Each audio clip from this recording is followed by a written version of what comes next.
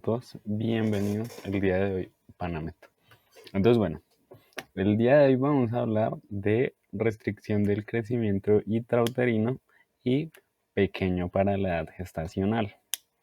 Entonces, bueno, vamos a comenzar hablando de las definiciones. ¿Cómo podemos definir esto? Lo primero es que vamos a aclarar una cosita de por qué no hay que confundir restricción de crecimiento intrauterino con pequeño para la edad gestacional. Entonces, restricción de crecimiento intrauterino lo podemos definir de dos maneras.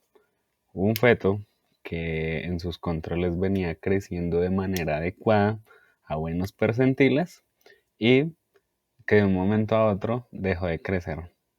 Es decir, cayó su crecimiento y por alguna causa específica este niño dejó de crecer y pues esto es grave y ya vamos a ver el porqué.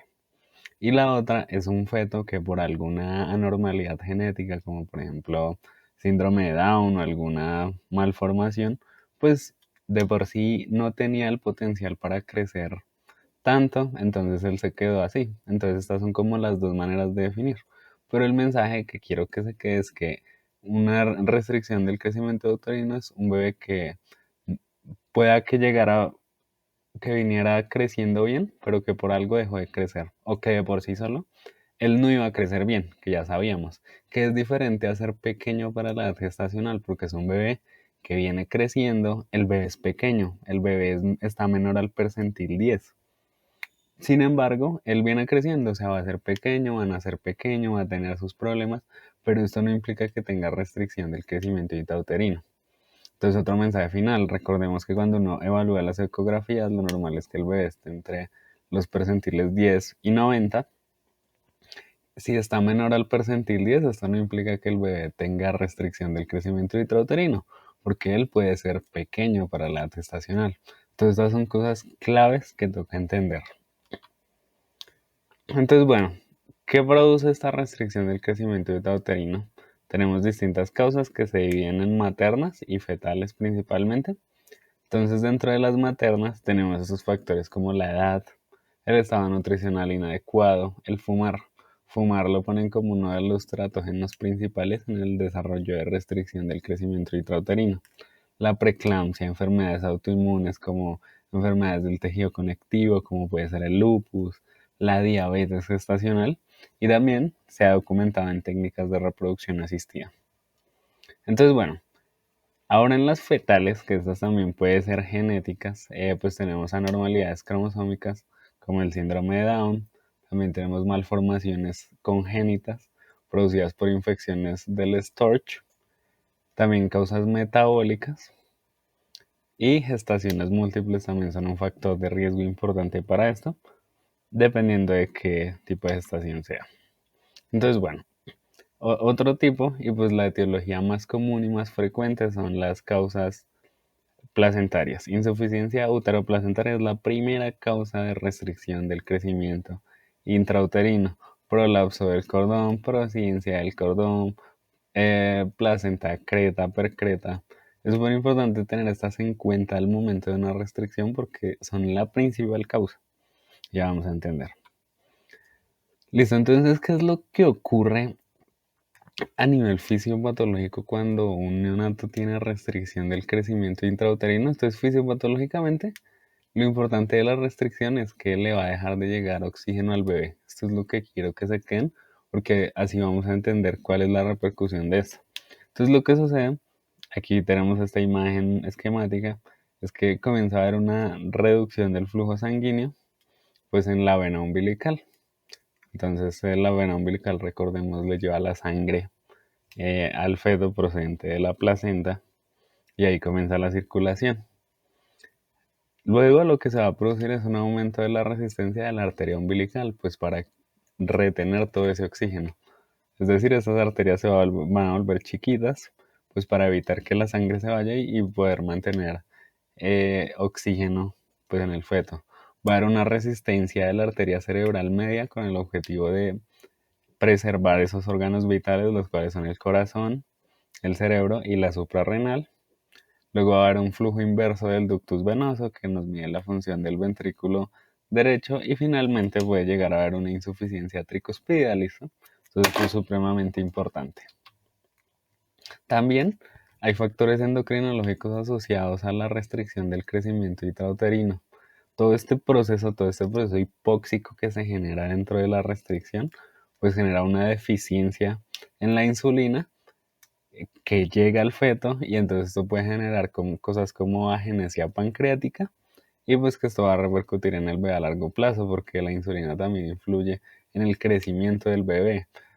También va a haber una disminución en la expresión de factores de crecimiento como el factor de crecimiento 1, que es el factor de crecimiento relacionado con la insulina. Entonces vemos que ese déficit de oxígeno, por las causas que les conté, pues genera todo ese tipo de cosas también a nivel endocrinológico. Entonces la RCIO se clasifica como RCIO temprana y RCIO tardía. Entonces la temprana, por lo general, es de características simétricas. Es decir, que el bebé crece simétricamente porque por alguna causa él no iba a crecer. Y en la simétrica es que como hay una hipoxia, el bebé como que comienza a aumentar como el tamaño, podría decirse, de la cabeza, dado que como queremos preservar este órgano, el poco oxígeno que tenemos, se lo vamos a enviar al cerebro. Dentro de la simétrica, las principales causas son genéticas y la asimétrica, las principales causas son toda la patología de insuficiencia uteroplacentaria. Y vemos que la simétrica es la más común, como les mencionaba ahorita, entonces es importante tenerlo en cuenta. Entonces, bueno, ahora vamos a clasificar los diferentes tipos de RCIO. Entonces, lo primero que vamos a clasificar es un bebé pequeño para la edad gestacional. Listo, entonces un feto pequeño para la edad gestacional es uno que se encuentra entre el percentil 3 y el 10. Y el Doppler, que es nuestra herramienta principal para el diagnóstico de RCIO, está normal. O sea, si tenemos un feto pequeño con un Doppler normal, se llama pequeño para la edad gestacional. El chinito va a ir creciendo muy de a poco, pero esto no implica que amenace su vida como si lo amenaza la restricción del crecimiento intrauterino.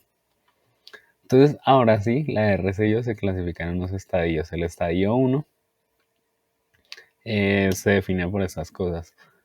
El primero es que el bebé tenga un percentil menor a 3. Lo segundo es que tenga un índice de resistencia de la arteria uterina mayor al 95, un índice de resistencia, índice de pulsatividad que evalúa la resistencia de las arterias menor al percentil 95 en la arteria cerebral media y un índice de la arteria umbilical menor al percentil 5. Entonces digamos que la RCIU tipo 1 pues en teoría es menos grave, puesto que los cambios a nivel de los vasos sanguíneos no es tan grave. Está la recomendación es desembarazar entre la semana 36 y 37. En la tipo 2 tenemos un feto con un percentil menor al 10 y la característica principal es que va a haber un flujo diastólico de la arteria umbilical. Si, o sea, el flujo diastólico no va a estar en la arteria umbilical. Entonces, como este flujo diastólico no va a estar, pues implica que hay mayor riesgo de hipoxia y todo eso. Entonces, está la recomendación es desembarazar en la semana 32 y 34.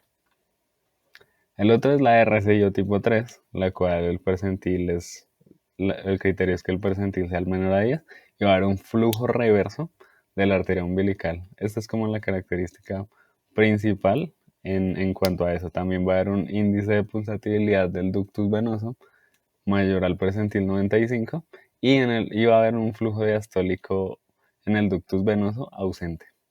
Entonces es importantísimo eso. Entonces, la 1 vemos que hay cambios que no son tan graves, en la 2 hay un flujo diastólico ausente en la arteria umbilical, pero vemos que en la 3 ya hay una ausencia de flujo diastólico en el ductus, es decir, que esto puede afectar pues el corazón directamente. Y ya en la tipo 4 en el ductus venoso, hay un flujo diastólico reverso, es decir, que ya está muy mal a nivel de perfusión, pues el feto, entonces pues es mucho más grave. Aquí lo que se hace es cesárea de urgencia, ¿listo?